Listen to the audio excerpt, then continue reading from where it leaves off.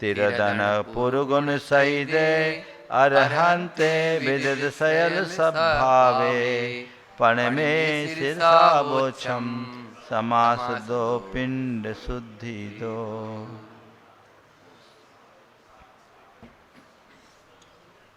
पिंड शुद्धि में उद्गम दोषों में आज परावर्त दोषों तक बात आ गई थी। अब आज अभिघट दोष की चर्चा कर रहे हैं। देसत्ति सवत्तीय दुहियम पुन अभिहडम्बिया नाही आचिन्न मना चिन्नम देशा विहिडम हवे दुविहम देसत्ति सवत्तीय दुविहम पुण्यभियडम विहाणाई आचिन्न मणा चिन्नम देशावीडम हवे दुविहम। देसत्ति सवत्ति अहिहडम दुविहम विहानाही। देश और सर्व की अपेक्षा से अभिघट के दो भेद होंगे, देशाभिघट और सर्वाभिघट।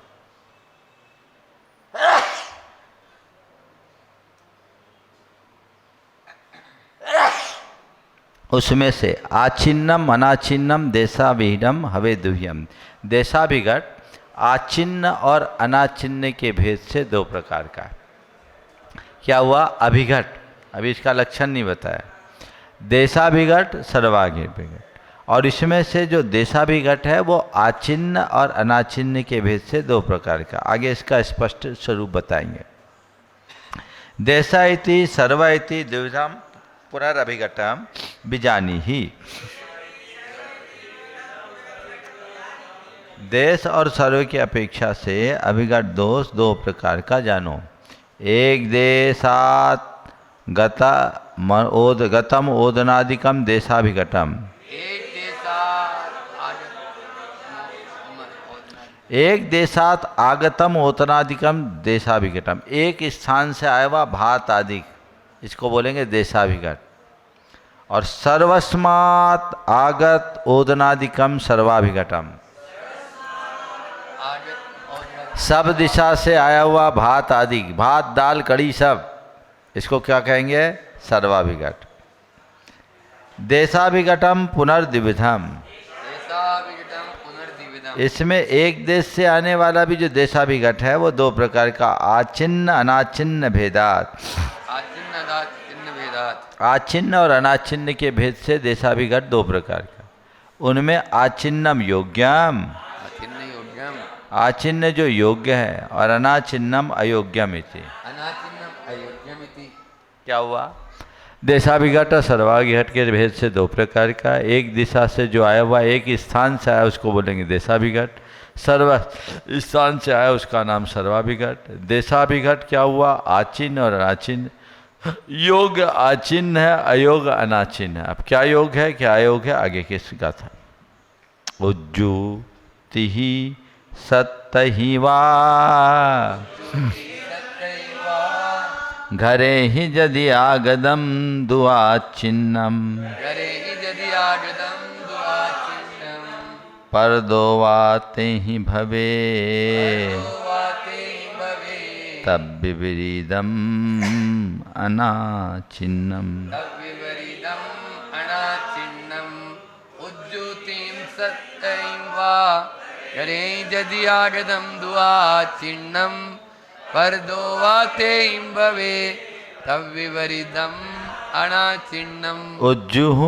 उज्जू यानी सीधी लाइन में, तिहि सत्तहि वा घरे ही, 3 या 7 घरों से, जम यदि आगदम यदि आया है तो आचिन्नम। किसके लिए बोल रहे हैं? दाल भात कढ़ी के लिए। पंक्तिबद्ध 3 या 7 घर। तो पहले एक एक घर बड़े बड़े बड़े होते थे, एक एक घर में एक एक बाखर होती थी, एक एक एकड़ का एक एक घर, 200-200 250 फुट की चौड़ाई एक एक घरों की होती थी। अभी भी गाँव में मकान मिल जाते हैं जिनको बाखर बोलते हैं। तो उस पंक्तिबद्ध, समझ गए? अब जैसे एक कैंपस, ये एक माना जाएगा, तो उजू पंक्ति में 3 से 7 घर तक जो है वो क्या कहलाया? आचिन्नम, वो योग्य है, ये मान्य है, ठीक है। पर्दो वा ते ही भवे तब विपरीतम अनाचिन्नम, इससे बाहर हो तो इससे विपरीत वो क्या कहलाएगा? अनाचिन्न, ठीक है। ऋजुविक्त्या पंक्ति स्वरूपेण यानी त्रीणि सप्तग्रहाणि वा व्यवस्थितानि, ऋजुवृत्त्या पंक्तिस्वरूपेण यानि त्रीणि सप्तग्रहाणि वा व्यवस्थितानि, ऋजु पंक्ति से 3 या 7 घर जहाँ तक व्यवस्थित है, तेभ्यः स्त्रिभ्यः सप्तभ्यो वा ग्रहेभ्यो तेभ्यः स्त्रिभ्यः सप्तभ्यो वा ग्रहेभ्यो यदि आगतम ओदनादिकम यदि आगतम ओदनादिकं वा चिन्नम ग्रहण योग्यम दोषाभावा। चिन्नं ग्रहणयोग्यं दोषा, ये 3 से 7 घर तक का अगर भात आदि काया है तो ये आचिन्न है, योग्य है, दोष रहित है।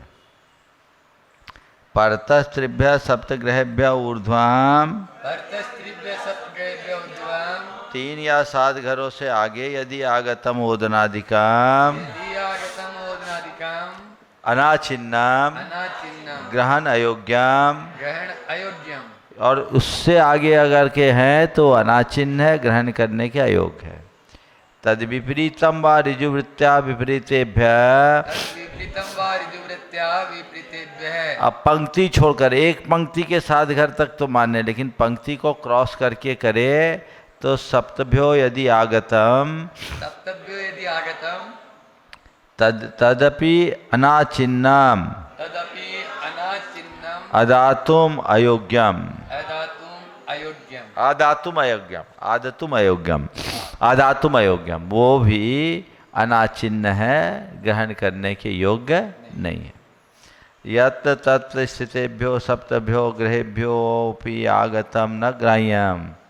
यत्र तत्र अब एक मकान यहाँ है, दूसरा मकान समन्वय नगर में, तीसरा नगर मकान ऋषि नगर में, चौथा मकान आधारशिला में, तो वो यत्र तत्र है, समझिए। दोष दर्शनार्थ, दोष देख। अब सर्वाभिघट क्या है? हाँ हाँ, क्या? वो पूरी कथा ला के बताना, फिर बताएंगे। आहार करवाया जाए। पूरी कहानी सुनाओ, आप बताओ।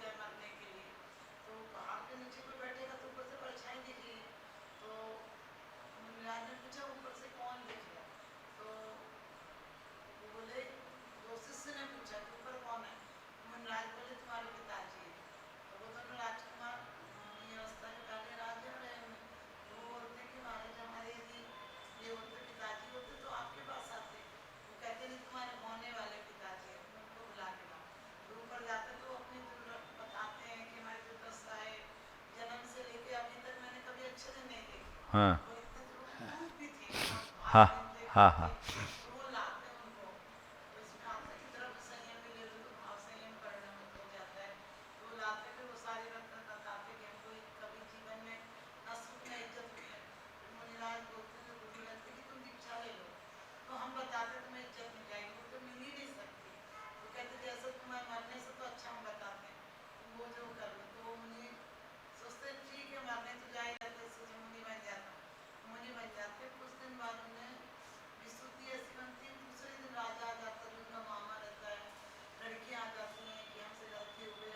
नहीं, ये कहानी तो दूसरी हो गई। आहार दान देने के बाद नहीं तो मुनि बनने के पहले ने दान दिया होगा। हाँ, मुनि बनने के बाद सामान लाए। हाँ सुना, पूरी कहानी सुना। उन्हीं को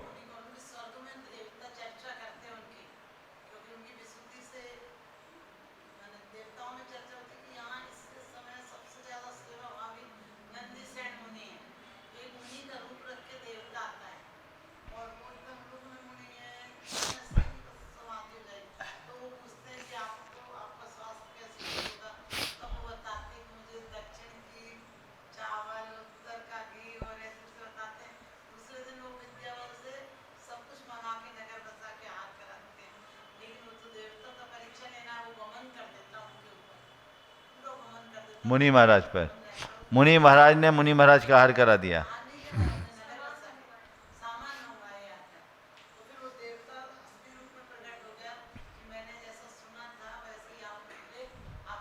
सुनो, ये कहानी है, सिद्धांत से बाधित है। ये हरिवंश पुराण को देखना होगा, पुनाट संघी है, इसको देखेंगे। ये मुनिचर्या के अनुकूल नहीं है। एक मुनि महाराज विद्या का प्रयोग नहीं कर सकते हैं, मुनि महाराज आहार दे नहीं सकते हैं, आहार दिलाने की प्रेरणा दे सकते हैं। तो वो पूरी कहानी आपने जो बताई है बहुत मोड़ है। एक दूसरी कहानी मैं सुनाता हूँ, वो श्वेतांबर परंपरा की कहानी है, जिसमें एक राजा था। कहानियों में ही समय निकल जाएगा हालांकि, लेकिन अच्छा प्रसंग। अचानक परचक्र उस पर आक्रमण करता है, नाम भूल रहा हूँ, बहुत अच्छी कहानी है। और परचक्र के आक्रमण से अपने आप को न बचा पाने के कारण उसे निकलना पड़ता है। राजा और रानी दोनों घर से निकल जाते हैं, और दोनों निकलते उनका सारा राज चिन्ह छूट जाता है, कोई उनको पहचान नहीं पाता। तो उनको दोनों को अलग अलग जगह नौकरी करनी पड़ती है। और राज चिन्ह छूटने के बाद अलग अलग जगह नौकरी करने में भी एक संयोग ऐसा बनता है कि रानी अलग जगह में, राजा अलग जगह में। और राजा एक दिन एक मृत्यु की इच्छा करता है कि इससे अच्छा तो मैं मर जाऊं। वहीं उनको दो मुनि के दर्शन होते हैं, और उन मुनियों को वो दान देता है, और दान देते ही उसका भाग्य पलटता है, और फिर वापस वो राज्य पा जाता है, बाद में दीक्षा लेता है। ये भीमसेन और एक धृतिसेन करके दो भाइयों की कहानी, हाँ ऐसी कहानी आती है, बहुत जोरदार कहानी है। हाँ, तो ये दान से, दान के फल से लाभ मिलता है। अभी जो प्रसंग है देशाभिगत सर्वाभिगत, यहाँ एक तो रॉ मटेरियल बुलवाया, मुनि विद्या का प्रयोग नहीं करते। तो वो जो भी, हाँ, तो ये जो चीज़ है रॉ मटेरियल, तो पकाया किसने? नगर बसाया तो विद्या का प्रयोग किया, ये थोड़ा विचार नहीं है। चलो वो चलेगा, आगे आ रहा है। सर्वाभिघट भेदम प्रतिपादयन आहा, सर्वाभिघट भेदम प्रतिपादन, सर्वाभिघटम चतुर्विधम, सर्वाभिघटम चतुर्धा, अच्छा सब्बाभिघटम चौदह, हम टीका पर सब्बाभिघटम चौदह, सय परगामे सदेश परदेशे, पुब्ब पर पाडनैदम, पुब्ब पर पाडनैदम, परमं शेषम पिनाधव्वम,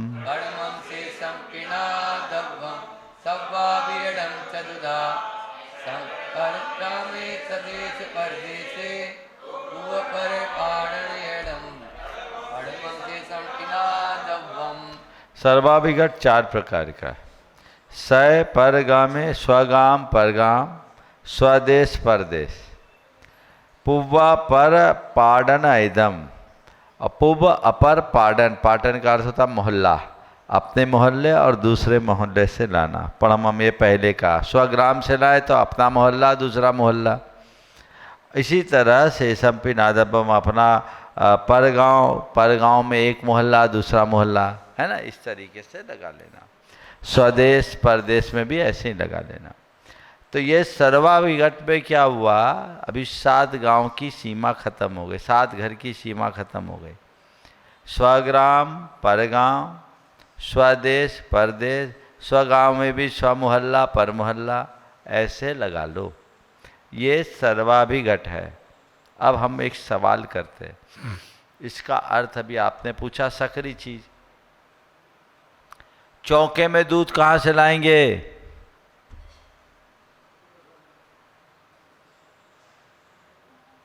सब्जी कहां से लाएंगे? अनाज कहां से लाएंगे? मसाले कहां से लाएंगे? सब घर में उगाएंगे क्या? बना बनाया रॉ मटेरियल की बात कर रहा हूं ना मैं। तो ये अभिघट दोष में नहीं आएगा। जो रांधी हुई चीजें हैं जिनको शकरा कहते वो आएगा। जो सकरी चीज नहीं है वो अभिघट दोष के अंतर्गत नहीं आती।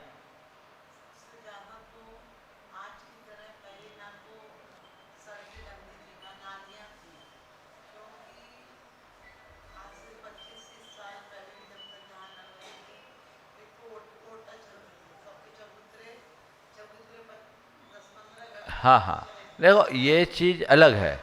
मेरा कहना है कि ऐसे लेके नहीं जाना, लेकिन यदि पंक्तिबद्ध घर हो तब तो कोई दोष ही नहीं, सब चीज़ें ले जा सकते हैं। पर जो गैर सकरी चीज़ है, जो मान्य है, एक व्रती एक गांव से दूसरे गांव जो चीज़ ले जा सकता है वो साधु को दे सकता है, ताकि उसका द्रव्य लगेगा। मर्यादित चीज़ ले जाते हैं ना, तो जो व्रती अपने लिए अपनी मर्यादा की रक्षा करते हुए ले गया एक गांव से दूसरे गांव, वो व्रती के हिसाब से देने योग्य है कि नहीं? बोलो। सूखी चीज़ें, सूखे आइटम, बोलो। ड्राई फ्रूट्स लेके गए, फल लेके गए, दोगे कि नहीं दोगे? ये सकरे है क्या? तो मुंडी का हिलाई? बोलो। जिस सामग्री में जल नहीं मिला, सूखी चीज है, वो चीज दे सकते हैं। हाँ, सूखा बेसन, समझ में आ गई? कशार, मगध, ये चीज गैर सकरी है, समझ गए? ये विधेय है, समझ गए? लेना नहीं लेना अलग बात है। यदि कोई लेता है तो उसे गलत मत मानना। ये व्रती खाता है कि नहीं? तो जो खाता है वो खिला सकेगा कि नहीं? सीधी सीधी बात, समझ गए ना? तो उसको वही देखना, अन्यथा खींचातानी हो जाएगी। देखो, ड्राई फ्रूट्स तो लाते ही हैं। स्वग्राम परग्राम स्वदेश परदेश भेदात, सर्वग्राम परग्राम स्वदेश परदेश वेदात। सर्वाभिघट चार प्रकार का स्वग्राम परग्राम स्वदेश परदेश के भेद। स्वग्रामात आगतम परग्रामात आगतम, स्वग्राम आगतम परग्राम आगतम, परग्रामात आगतम, स्वदेशाद आगतम परदेशाद आगतम ओदनादिकम, स्वदेशात् आगतम परदेशात् आगतम, यत् चतुर्विधम सर्वाभिघटम। यत् तत् चतुर्विधं सर्वाभिघटम। अपने गांव से आया हुआ, दूसरे के गांव से आया हुआ, अपने देश से आया हुआ, पराये देश से आया हुआ, चावल नहीं, ओदन, भात, रॉ मटेरियल नहीं, रेडी मटेरियल, रांधी हुई चीजें। यस्मिन् ग्रामे आसते स स्वग्राम इति उच्यते, यस्मिन् ग्रामे आस्ते स स्वग्राम इत्युच्यते। जिस गांव में रहते हैं उसका नाम स्वग्राम है ना? और तस्माद, अन्येभ्यः निकाला इन्होंने। तस्माद अन्येभ्यः होना चाहिए। हाँ, अन्येभ्यः। हाँ, लिखा हुआ तो अन्येभ्यः है। ये भी है। तस्माद अन्येभ्यः स परग्राम इति उच्यते, ठीक है? अन्येभ्यः उससे दूसरे गांव से आए, वो पर गांव है। एवं स्वदेश परदेशोपि ज्ञातव्य है, एवं स्वदेशः परदेशोऽपि ज्ञातव्यः। इसी तरह स्वदेश परदेश भी जानना। ननु ननु स्वग्रामात् कथम आगच्छति इति एतस्य आशंकायाम आह। स्वग्रामात् कथम आगच्छति शंका। अपने गांव से कैसे आता है? इस शंका के करने पर कहते बेटा सुन ले। बोले क्या? पूर्व पाटकात परस्मिन पाटके नैनम। पूर्व पाठकान परस्पर पाठ के नैनम। एक मोहल्ले से दूसरे मोहल्ले में लाना। कॉलोनी। पर पाटकात व अपर पाट पर अपरस्मिन नैनम। पर पाठकान अपर। पूरब से पश्चिम में और पश्चिम से पूरब के मोहल्ले में लाना। ठीक है। ओदनादिकस्य यत् ओदनादिकस्य यत् तत्स्वग्रामाभिघटम। यत् तत्स्वग्रामाभिघटम। यह सब स्वग्रामाभिघट दोष है। प्रथमम जानी ही प्रथमं जाने। तथा शेषम अपि जाने तथा शेषम अपि जानी ही। तथा शेषमपि जाने। इसी तरह और को भी जान लेना। परग्रामात् स्वग्रामम आनयनम स्वदेशात् स्वग्रामम आनयनम। परग्राम से अपने गांव में लाना, स्वदेश से स्वग्राम में लाना, परदेशात् स्वग्रामे। परदेश से स्वग्राम में, स्वदेशे व आनयनम परदेश से स्वदेश में लाना। ये सब सर्वाभिघट दोषम चतुर्विधम जानी ही। ये सब चारों प्रकार का सर्वाभिघट दोष है। प्रचुर इरियापथ दर्शनार्थ। क्योंकि इसमें प्रचुर इरियापथ होते हैं, शुद्धि नहीं होती। ठीक है। अब एक सवाल है, मटेरियल तो जाने दो, हम है यहाँ, आहार हो रहा है 2.5 किलोमीटर दूर, महाराज को आहार देना है, दे रहे हैं चौके का, गए हैं गाड़ी से। बहुत ज्यादा हो रहा है। ये उचित नहीं है। 16 का पहनकर अगर कोई गाड़ी से जाता है तो उसको आहार नहीं देना चाहिए। इतना कर सकता है कि पहले पहुंच जाए, वहाँ वस्त्र बदल दे तो आहार दे। ये पूछा करो, पैदल आए कि गाड़ी से आए। नीचे जीवों को बचाते हुए गए। इरियापथ कहाँ है? इरियापथ शुद्धि कहाँ है? फिर वहां कपड़े बदलो। हाँ, ठीक गृहस्थ है, आवागमन होता है, भैया तुम देख लो, दूर दूर चौके लग रहे, कोई ठिकाना नहीं, तुम्हारे बस का नहीं कि तुम पैदल चलो। और ऐसे भी सुनो, हर व्यक्ति को नंगे पांव पैदल चलाना भी अपराध है। अभी दिलीप जी गोधा है ना, इंदौर वाली, अब वो विशुद्ध सागर जी महाराज को पड़गा लिया और गर्मी में 1.5 किलोमीटर नंगे पांव चली। 3 महीने बेड पे पड़ी रही, डायबिटिक थी और पूरे पांव में फफोले आ गए। ये भी गड़बड़ है ना। हम नंगे अपन तो अभ्यस्त है, और आहार भी 11 बजे अप्रैल मई में। उस समय अपने को भी भैया तुम जाओ, वो उनको आहार कितना महंगा पड़ गया, और कई डायबिटिक लोगों को तो और लेने का देना पड़ जाता है। इसलिए हमको श्रावक हमारी जितनी चिंता करता है, हमें भी श्रावक की चिंता करनी चाहिए। उसकी वो जाने, ऐसी निष्प्रहता उचित नहीं है। ये निष्प्रहता नहीं है, निर्ममता है। समझिए, निष्प्रहता तो तब होती जब तुम उससे कोई मतलब ही नहीं रखो, मतलब पूरा है और ख्याल नहीं। ये उचित नहीं। तो ये हमेशा ध्यान रखो, या दूर है तो दूर है, कम लोग आ जाओ। आप अपने घर में पड़गा लो, हम आ जाएंगे।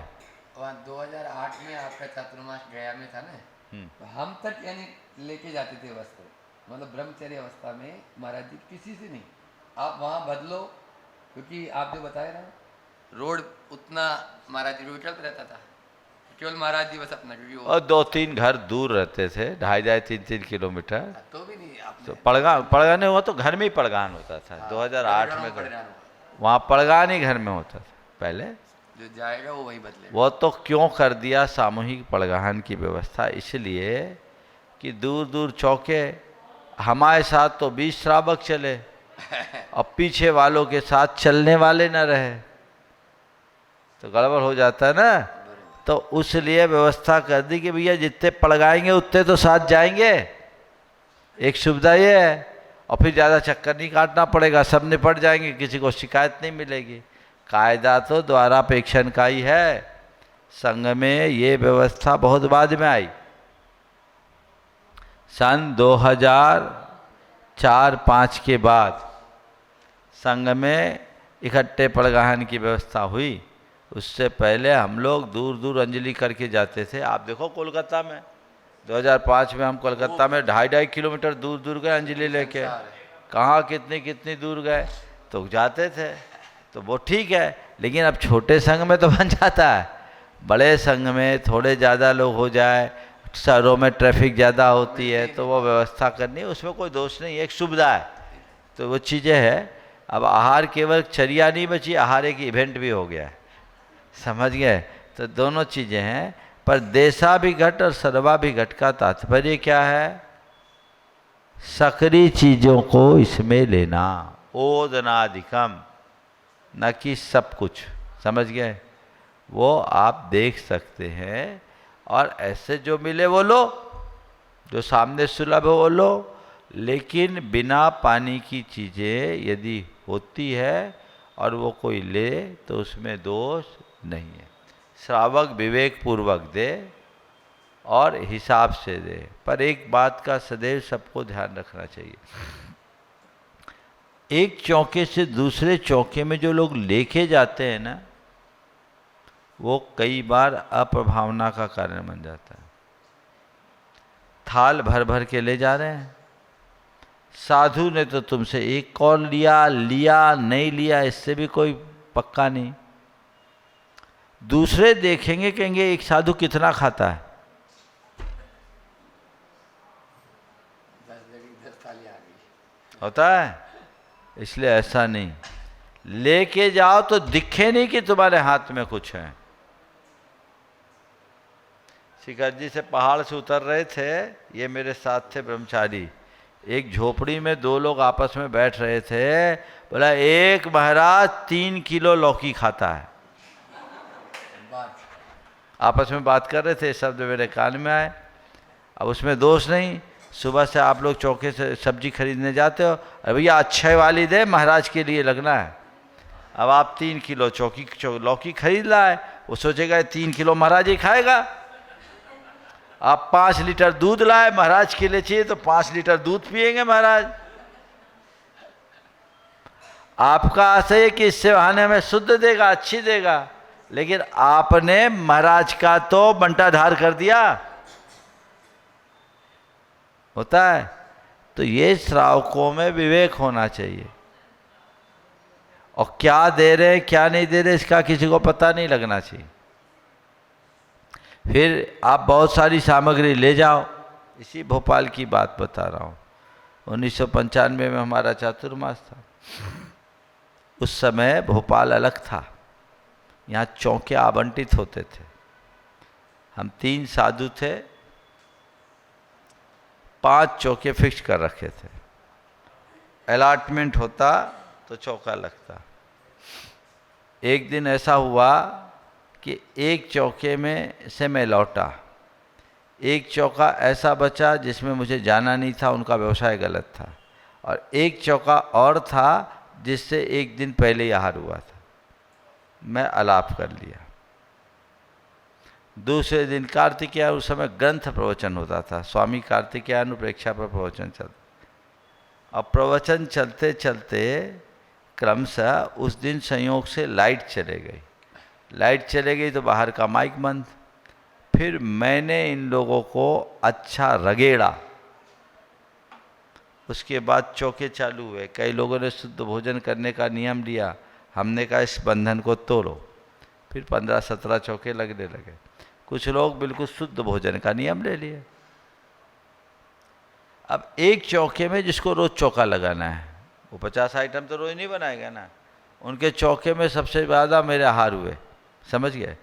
और उनके चौके से किसी को एक भी चीज़ उठाने की ज़रूरत नहीं पड़ती, तो वही आइटम जो अपन को लगे वही आइटम जो वो खाए। और उस दिन एक संपन्न परिवार का चौका लगा, उसका खाली गया, अब भर भर थाली ले आए। तुम्हें तो 2 दिन चौका लगा के बंद कर देना है। अब मैंने चीज़ देखा जो बहुत, हमेशा अपने को मनोवैज्ञानिक दृष्टिकोण भी रखना चाहिए। उस सामग्री को देखकर उस चौंका वाली महिला के मन में एक हीनता की भावना आई कि आज हमारे यहाँ महाराज आए पर हमारा दुर्भाग्य, हम कुछ बना नहीं पाए। मैंने उसके मनोभावों को ताड़ दिया। उस दिन सबसे लिया पर किसी का एक दाना नहीं लिया। लेने योग्य चीज़ें थी, मैं ले सकता था, एक दाना नहीं, सब यही दो। बाद में पूरे परिवार को बिठाल करके मैंने समझाया और दोनों चीज़ें बोली, देखो इतने थाल लेकर आए तो दूसरे क्या सूखेंगे, महाराज कितना खाएंगे, कितना खाते हैं। और चौके वाले के मन में क्या है, कोई एक आध आइटम लाओ दे दो, और इस तरीके से लाओ कि देखने में नहीं आए। थाल सजा सजा करके कभी लेके जाना नहीं चाहिए। मुझे तो कोई थाल लेके आता है ना, कर कैंपस की बात जुदी है, तो कैंपस है, शहर में दिखता थाल वालों से तो मैं लेता ही नहीं, अगर मुझे मालूम पड़ जाए। लाना नहीं चाहिए, ये अप्रभावना का कारण। यहाँ श्रावक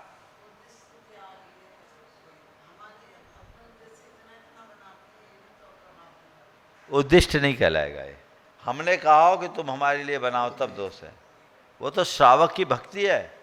सुनो, एक घटना बता रहा हूँ। अमरकंटक में, अब चलो नाम ले लेता हूँ, या नाम नहीं लेता हूँ, कैमरा है, सुनो। बिलासपुर से एक परिवार आता था, इतनी छोटी छोटी कटोरियाँ, रोज चौका लगता था।